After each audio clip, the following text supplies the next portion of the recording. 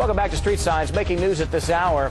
Stocks hold on to some very big gains today on declining petroleum prices. Although a barrel of crude manages to climb back above $48 a barrel, it's been down for most of the day.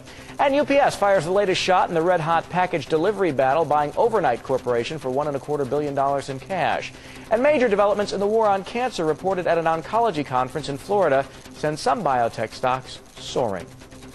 Now, who's advising you about your 401k? More importantly, who's influencing the advisor? The SEC says it got some surprising and rather dismaying answers to that question. Hampton Pearson has the story now from Washington.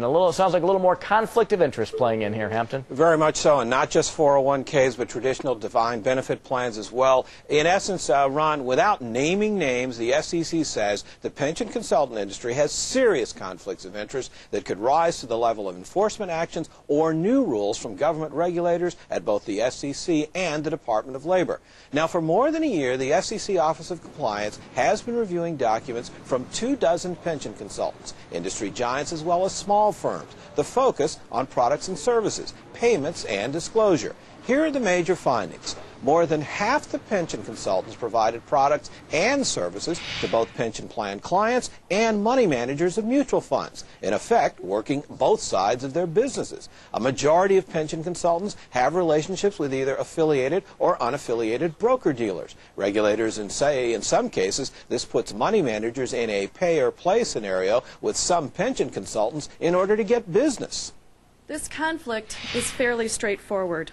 If I receive money from you, I may have an incentive then to help you out by recommending that my clients hire you. In addition, these relationships also create an unhealthy dynamic. Many money managers believe that they should purchase products from the pension consultants. And why? In order to curry favor with the consultant. Nationwide, more than $5 trillion sits in pension funds. The SEC says there are more than 1,700 pension fund consultants registered with the agency. And it's not just the pension funds themselves that could be impacted by the possible conflicts of interest. Whether it's a traditional defined benefit plan or 401k retirement savings options, regulators say the investment choices offered retirees are also impacted. Or the supermarket or the cafeteria of choices that are provided to an employee would be based not on the money manager or the mutual fund that's best for that employee, but based on whether or not the pension consultant had received payments from that mutual fund sponsor.